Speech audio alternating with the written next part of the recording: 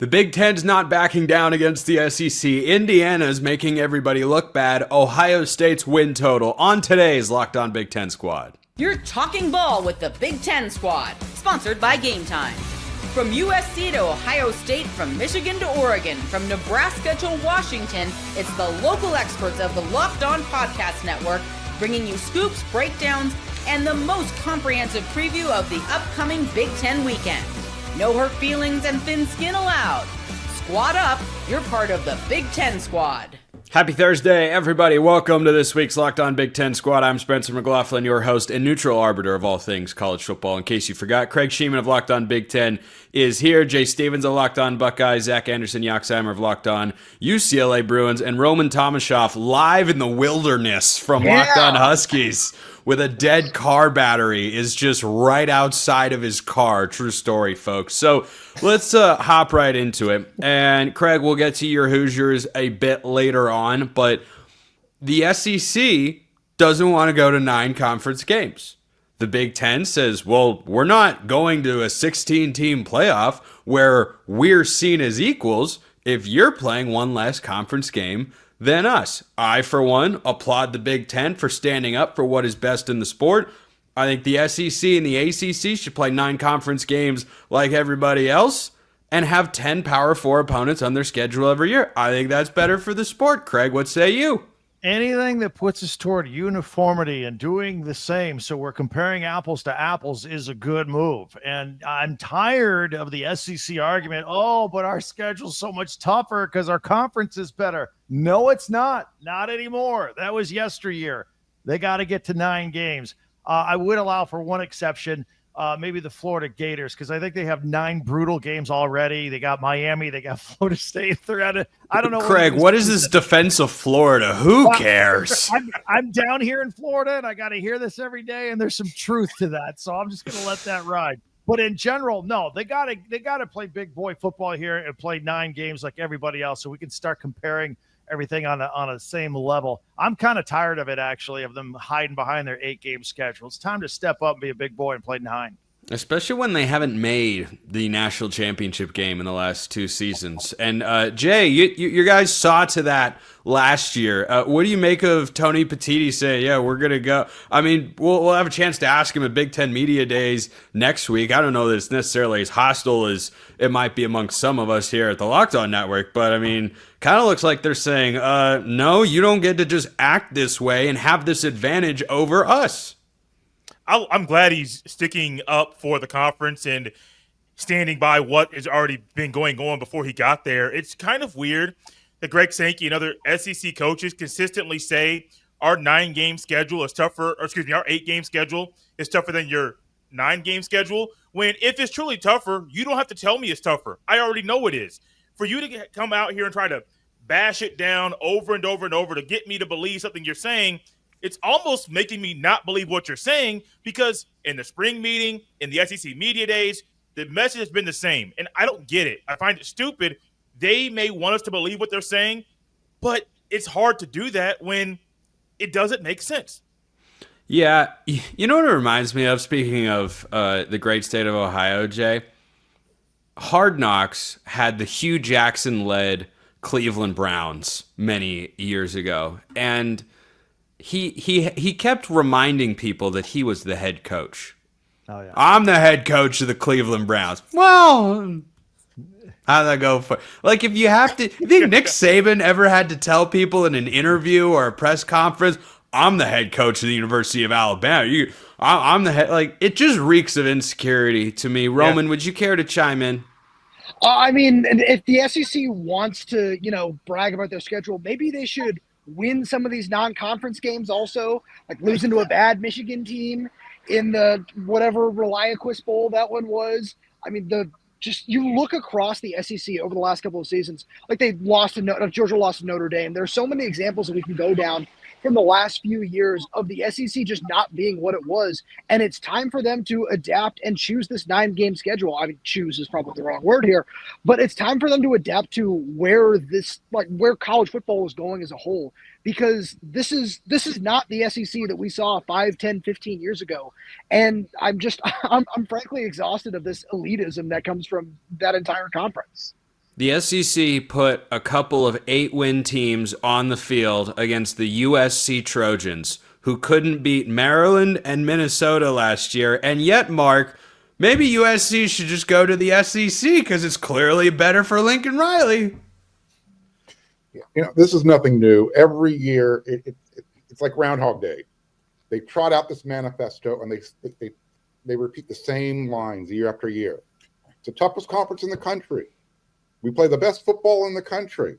You got Diego Pavia popping off. I mean, when you're the quarterback at Vanderbilt, sit down, shut up, wait till you're spoken to. You talked about the insecurity earlier. I mean, you give credit to Florida this year for their out-of-conference schedule, but let's just talk about recent or past history. Out-of-conference schedules in the SEC, terrible. And there was a reason why, because whenever they left conference to go play other teams, as you alluded to, Spencer, they get their butts handed to them. So, yeah, I mean, when a mediocre USC can go 2-0 against the SEC, including LSU and Texas A&M, which has been loading up their rosters with the best players you can buy, which I have no problem with, but I'm just using that as context, you're not the best conference. So whether it's Nick Saban saying it, Kirby Smart saying it, some random quarterback at Vanderbilt saying it, it's the same contrived lines year after year after year. Play 9 conference games. Shut up. Tired of hearing from you guys. I agreed with a hefty amount of that, Mark. I don't know if I'm with you on the Diego Pavia slander. This is a pro Diego Pavia network here. That's the father of the state of Alabama football that you're referring to there. And the extra year of some college athletes' careers. Yes, and the eligibility king. You call him the Aaron Kraft of college football in the modern day. You shall treat him with respect. But everything else, you kind of got to go prove, because the SEC, of course, loves their hypotheticals. They'd be favored that, they would do all of these sorts of things. And I believe their record against the Big Ten in the postseason last year was 1-5.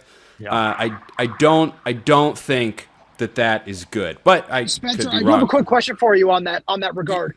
Who has a better record in hypothetical scenarios, Justin Herbert or the SEC?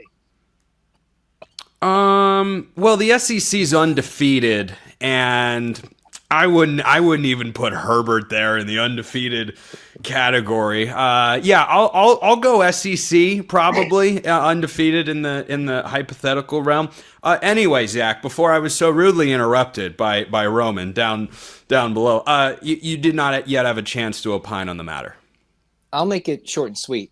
I'll agree with everybody. The SEC not playing 9 games has been a travesty to college football. It's one thing if we're in the 11-game era. We're in a 12-game era. Adapt with the times. We're playing more regular season games, more games than ever. Well, why not play more games? Wouldn't their fans want to see more games against their bitter rivals and sell out the stadium instead of like Georgia Southern 10 times in a row, right? In week 12 or something, or, an FCS program like Mercer. Play that extra conference game. I think it's better for everybody. Yeah, I agree. And I have an issue with the timing of the late season cupcake, not the fact that it exists. Spy games are an important part of the funding mechanism in college athletics. I'm not advocating they go away. Everybody gets a freebie. I'm good with that. Doing it in the heart of conference play before rivalry week, very, very less down with all of that. Speaking of scheduling and the caliber of a non-conference schedule, Indiana's making us look bad, so we need to dunk on them next. But first, this episode brought to you by our friends over at FanDuel. Summer sports are in full swing with college football right around the corner, and whether you're all about baseball under the lights, golf on the green, that's my kind of thing, or high-stakes soccer action, FanDuel is the best way to make every game even more exciting. You're already following the action, so why not make it a bit more thrilling? With FanDuel, you can get in on the game while your friends are getting sunburned at the beach. And if you want to bet any win total in the Big Ten, in the SEC, ACC, Big 12, every group of 5 conference team has a win total out there. Whatever you could possibly want for the greatest sport on planet Earth, you can find it over at FanDuel. And if you're new to FanDuel, new customers can bet just $5 and get $150 in bonus bets if your first bet wins. That's a pretty good deal. Pretty good deal in my book. Open the FanDuel app today or Visit FanDuel.com to get started. Jacob Goins of Locked On Hoosiers is not here, or else I'd be directing all of my ire at him, because there are certainly those, Chris Marler of Locked On Gamecocks being one, who are dunking on Indiana because, well, their non-conference schedule just got even weaker. It's a joke this year. There are 9 conference games. You got 9 Power 4 teams at least. But Craig, Yes. what are your Hoosiers doing here? This is not the direction we want to be going. Everyone should have 1 FCS, 1 Group of 5, 1 Power 4, and 9 conference games on the schedule. It's not that hard. What? They bought out of Virginia. They're going to have no Power 4 teams in their non-conference. What's going on here? Now, and first of all, are there tickets still available for the Montana State-Oregon game? Because I want to go to that one, too. One But FCS game a year is fine. There's nothing wrong with that. It's different when they just play in the FCS National Championship game. It's a little different there. Yeah, I like that point. I like that point, too. Montana State, elite FCS program. I mean, they're no Idaho, but they're elite. well, clearly, they know that the committee values the record, the 11-1 record, more than strength of schedule. And Indiana has gone all in on making sure that there are no hiccups along the way. I mean, I would say they would be well better off to keep the Louisville series and the Virginia series, because those aren't exactly cream of the crop Power 4 teams, but they still look Louisville's decent good on your schedule. I would have kept them. It may also be part of where they're losing home and home, so they can have the extra home game every other year, because now Indiana sells out and it never has before. That's the only reason I can come up with it. But obviously Kurt Signetti wants an easy ride into conference play, and the schedule's looking a little light in the preseason. Look, as an Indiana grad, there's nothing else I can say. I think it's about money of getting an extra home game, but that's the only reason I can muster up. Craig, are you implying that major college football decisions are made just because of money? Is that what you're saying? All of them. This is the first I'm hearing about it. I'm hearing about this for the first time. I've never seen such a thing happen in this pure, honest, and sport that is just littered with integrity.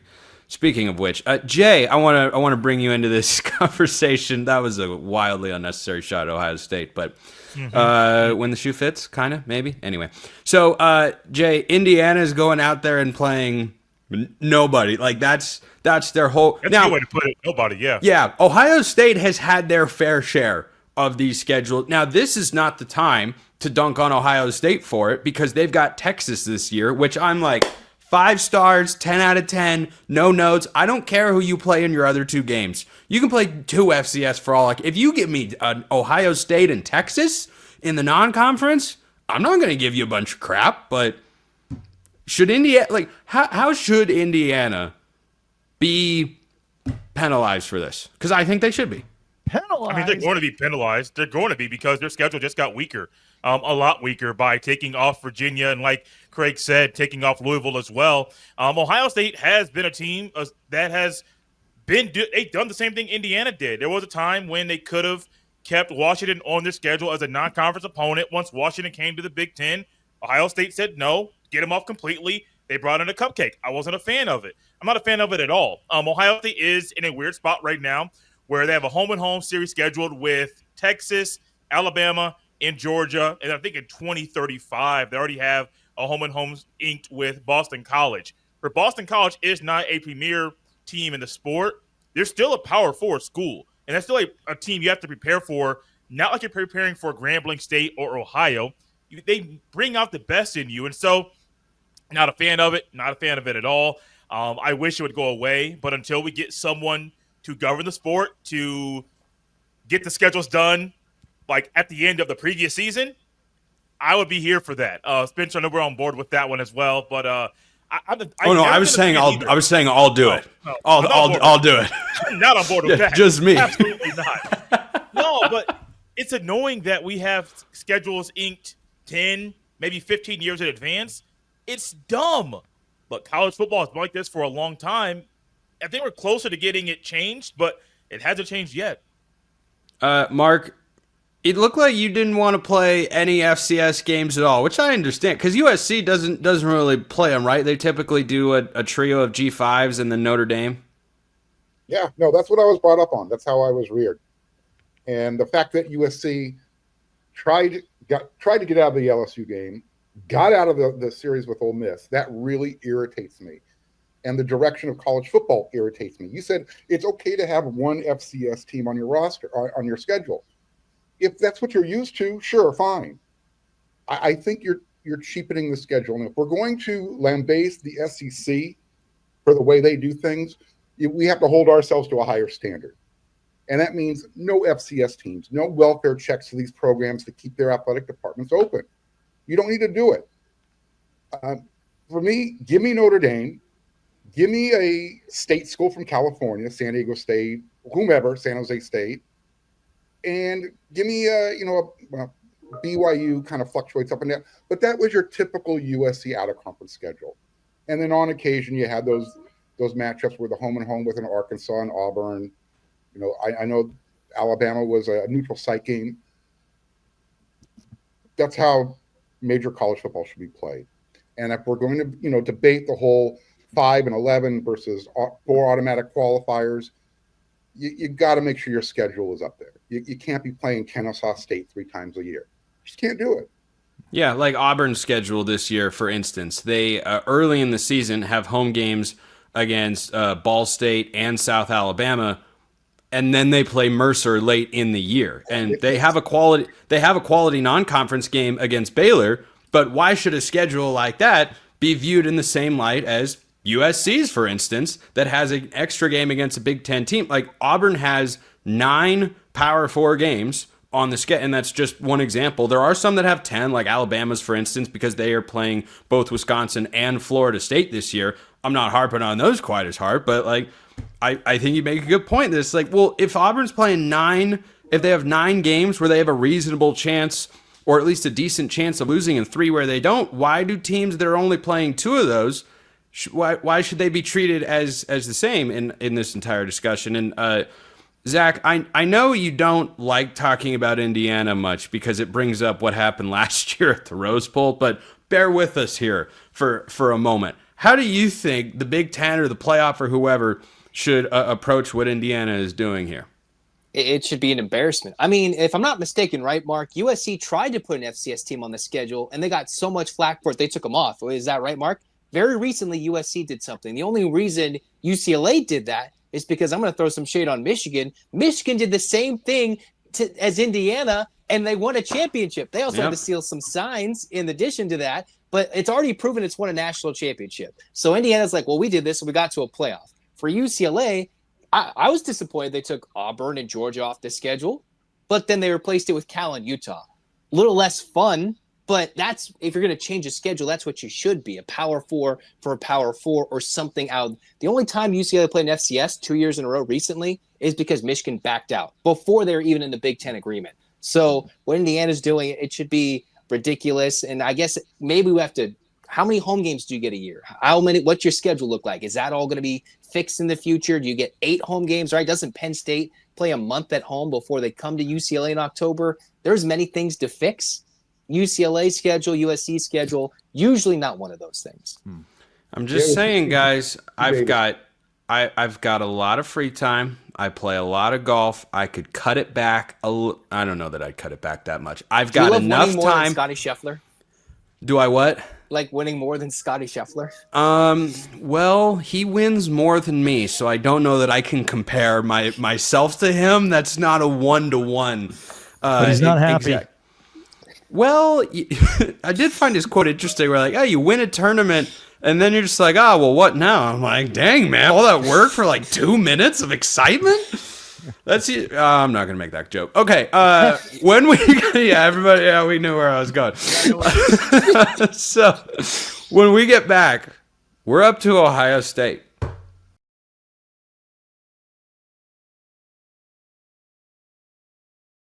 That's how you know Brandon and I are not on the same page, and it happens. It happens. All right. All lines, of course, provided by our friends over at FanDuel. Ohio State's win total is up today.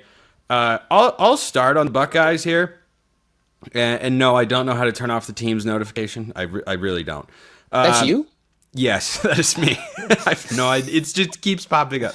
So there's I think a solid amount of value on Ohio State under 10.5. Not because I don't think they're good, but the schedule, Craig, correct me if I'm wrong, or anybody, is kind of sneaky difficult, right? You've got to go at Michigan, which I think we can establish is not going to be easy no matter what. You have to play Penn State. You go to Illinois. You go to Wisconsin. Look, they're not schools that traditionally beat Ohio State, but if you gave any other school in the Big Ten this schedule, I think you'd be looking at it going, wow, that's one of the toughest in all of college football. Well, it comes down to 3 games, right? It's Texas, Penn State, and Michigan. Are you winning one of those 3? Are you winning 2 of those 3? That makes a difference as to whether you hit the number or whether you hit the playoffs. I mean, if you just win one of those 3 games, you're a playoff team at 10-2, and you get to defend your title in the postseason.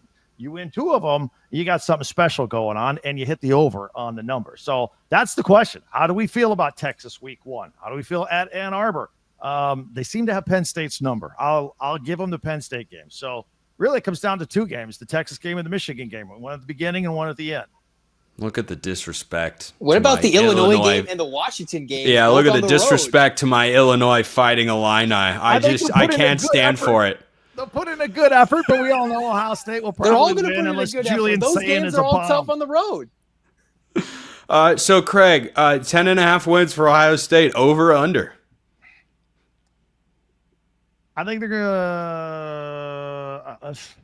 Yeah, it's a good number, isn't it? right at 10.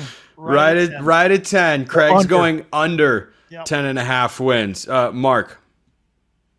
Yeah, this is a step back year for Ohio State. 9-win team. No. Whoa. You see the man up here in the right corner nodding his head up and down. Well, No, that's just he just won a He's not the national first championship. He just probably doesn't care. No, he's not the first person to say 9-3. I've heard one of my buddies didn't predict the schedule, but he said Ohio State's floor is 9-3. And I can see how that could be how he could get there. Okay, so they're going to be 2-1 in their first 3 games. I think that's asking a lot. I agree for Julian Sayin to come out and beat Texas. Ohio State's got to figure out. They've got some guys coming back, but now they're first stringers. We talked about this before on the show.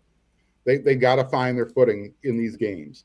And playing at Washington is not a fun place to play, especially if that turns into a night game. So that's another potential loss. And again, Michigan has been that albatross right now. They can't beat Michigan for some reason. I know how that feels. They should make the Washington game a big noon game, 9 a.m. on the West Coast. I think Ohio State would win by 30. That's advantage Ohio State if that happens. I mean, yeah. Okay. Here's the other thing: that 3:30. I'm gonna speak for Roman here. And look, I've got a Seattle Mariners shirt on. It's as close to Washington affiliation as I will ever get to. I mean, I have some Seahawks gear too, but Husky Stadium is meant to be enjoyed during the day. Like, sailgating is a thing that is wonderful. I'm a sucker for water and boats. When you have the night game, you kind of remove the sailgating aspect in the view up there at Husky Stadium. So in that sense, I hope it isn't. But to your point, Mark, a night game at Husky Stadium, I guess kind of electric. It can. Plus, Washington's all-black uniforms, one of the most slept on in all of college football. So Mark's going under 9-3. And real quick, Mark, who do you think Ohio State is losing to if you had to pick those 3 losses? I'll be honest. I think they break the streak against Michigan this year. So I'll say the game at Washington is the definitive loss. So lose at Washington in an upset, Texas, and then you take it Penn. Michigan is a potential loss, but if you're asking me for 3 losses, that's where I would put my money. If you're asking me to choose a different team other than Michigan, can Penn State, can they get over that hurdle? Can Ohio State win at Illinois? It's road games, and you're breaking in a new quarterback this year. The road games are tough. Zach, Buckeyes, 10.5. Last year, I know road games are tough. 10.5. We've forgotten that Spencer's biggest sweating night was when Oregon went to Wisconsin last year. That's where Ohio State goes this year, and Wisconsin wasn't even that good last year, and they still almost beat Oregon in Camp Randall. That's a mid-October game after they go to Illinois. Not that Wisconsin's going to beat Ohio State, Jay, but just something to throw out there as to what happened fairly recently. Before that, and then you get Penn State. I think they go under. I'm not sure if I'm going to be bold and say 9-3, something more ridiculous, something less. But I think the under is certainly in play and is not a ridiculous statement this year. Doesn't mean that they can't go in the playoff and win the championship, which they just proved. But after they lost to a bad Michigan team at home, like the under at 10.5 is not ridiculous with what they have going on. But if they go through this schedule, one loss or obviously undefeated, but they go with one loss, I still think they should have a good chance to be a number 1 seed, depending on who they lose to. All right, Jay. It's all on you. Everybody's got the under right now. 10.5. Go for it. Ooh, Everybody's got the under, and I got the full screen, so this is a little weird for me. But Ohio State's schedule is pretty tough. They do open up with Texas. That's one of my toss-up games as I'm breaking down everybody's schedule each week. The tough stretch is at Washington, home against Minnesota, at Illinois, at Wisconsin. The Penn State game is a little easier than normal because it's after an off week, and Ohio State and Ryan Day generally figure things out coming after an off week. If I have to pick right now, my gut is going to say under at 10-2. And it's not because I don't think this team is very, very talented. I think that's a win against Penn State if I have to pick that game now. The games that make me nervous is a Texas game, the game at Wisconsin, and Michigan, of course. Now, I'm not going to go 9-3, but I am more comfortable with a 10-2 than an 11-1. Even if they snap the streak to Michigan this year, I can still see 10-2 being realistic. It would take an Urban Meyer type letdown game in that tough 4-game stretch where the Buckeyes play 3 road games in 4 weeks for 9-3 to happen, but it could. Penn State's very weird to me because they do have better receivers. I'm not a Drew Aller guy. I don't believe in James Franklin, but that game is tough. It's always one of the most physical games every single year. And while it is after an off week, Penn State wants to snap that losing streak. It's a longer losing streak than Ohio State's losing streak to Michigan. And so that game in particular is one circled on my calendar for numerous reasons, but the Buckeyes got to knock that one down to have a shot to go 11-1. I feel weird saying the under, but to me, that's a safer pick right now. How about that? 5 unders on Ohio State. I'm sure no one in the comments will have any thoughts anywhere. Can I add something on to that, YouTube? though? You can if it's 10 seconds or less. While they may go 10-2, their one loss might be to Texas. They'll still be in the Big Ten championship and win that thing for the first time since 2020. That was 10 seconds or less. Craig Sheeman locked on Big Ten. Jay Stevens locked on Buckeyes. Mark Colkin locked on USC. Zach Anderson Yoxheimer locked on UCLA. I'm Spencer McLaughlin from Locked On All Over the Place. We'll see you next time. And until then, hope you all have a wonderful rest of your day.